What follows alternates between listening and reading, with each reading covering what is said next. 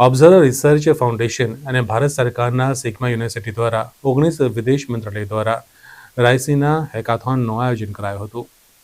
Observer research foundation અને ભારત સરકારના sigma university દ્વારા 19 વિદેશ મંત્રાલય દ્વારા આયોજિત રાયસીના હેકાથોનનું આયોજન કરવામાં આવ્યું હતું,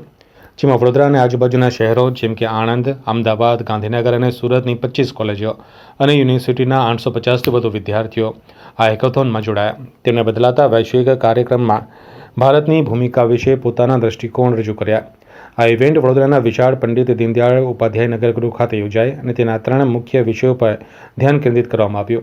જેમાં વિદેશ નીતિ અને સુરક્ષા, બદલાતા વૈશ્વિક ક્રમમાં ભારતની ભૂમિકા,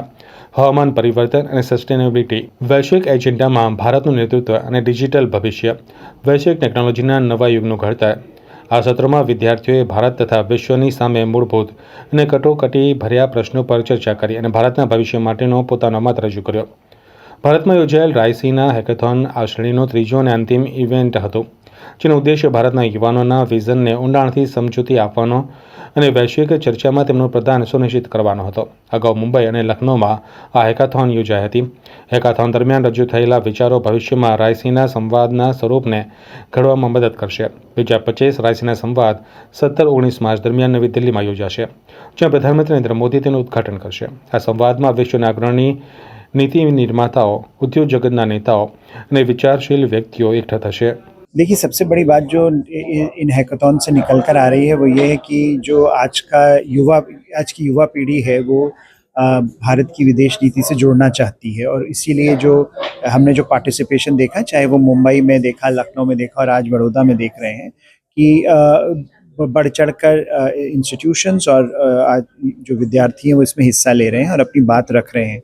तो मुझे ऐसा लगता है कि जो हम जिस तरह से बदलाव की हम बात कर रहे हैं, उस बदलाव में सभी जो विद्यार्थी हैं, जो युवा पीढ़ी है, वो अपनी एक छाप छोड़ना चाहती है। वो ये कह रहे हैं कि आपको अगर विदेश नीति करनी है तो उसमें हमको साथ लेकर चलना पड़ेगा, हमारे विचारों को सुनना पड़ेगा, और उसी की तरफ सरकार की कोशिश भी मुझे लगता है। जैसे कि इस पूरे हैकाथॉन में हमारे पार्टनरशिप रही है विदेश मंत्रालय के साथ। विदेश मंत्रालय ने कॉन्स्टेंटली कोशिश करी है कि कैसे इंगेजमेंट बढ़े और कैसे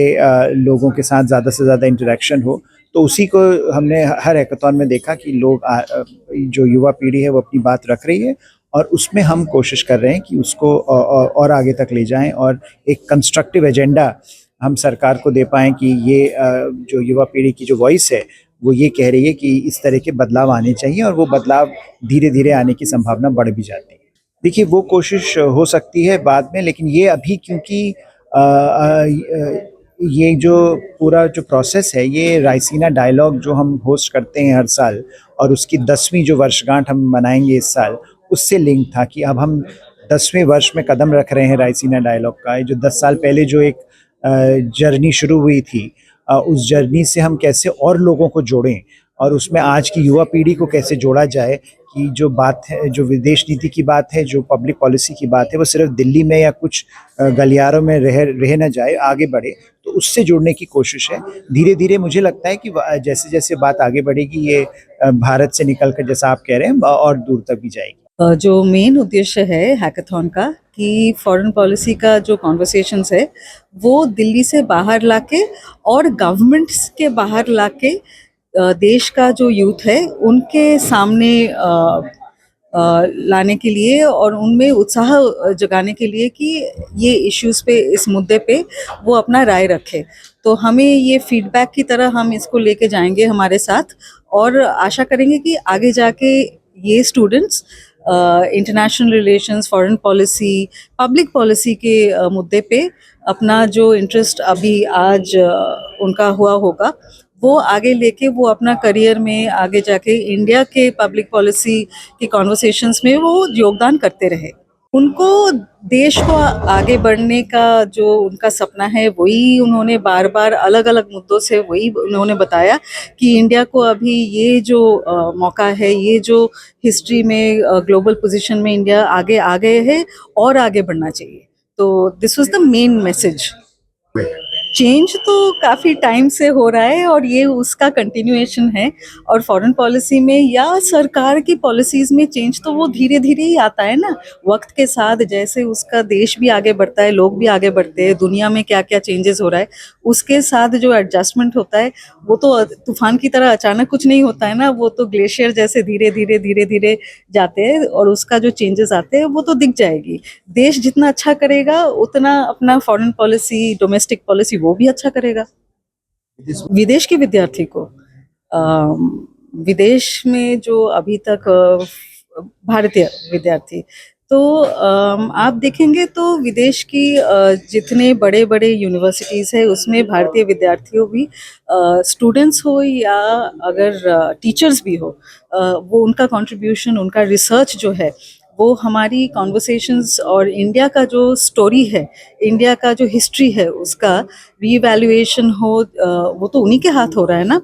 तो ऑब्वियसली उनका बहुत बड़ा अहम एक रोल है and we are very proud कि हमारे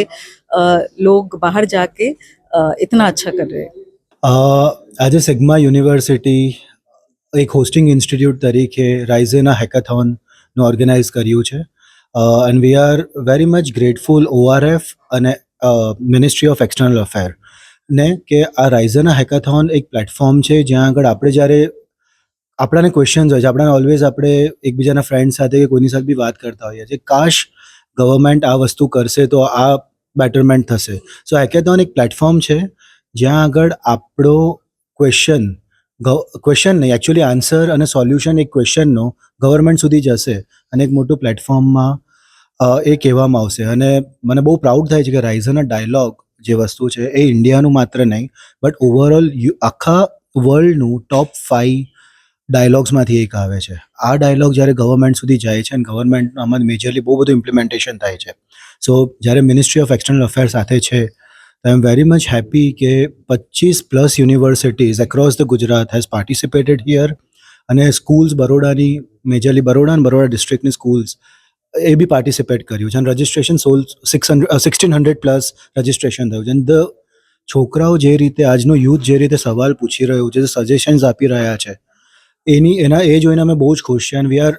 thankful two ઓઆરએફ and ministry of external affairs કે સિગ્માને હોસ્ટિંગ પાર્ટનર તરીકે બનાવ્યા અને અમારી માટે પ્રિવિલેજ છે કે અમે આ ઇવેન્ટ હોસ્ટ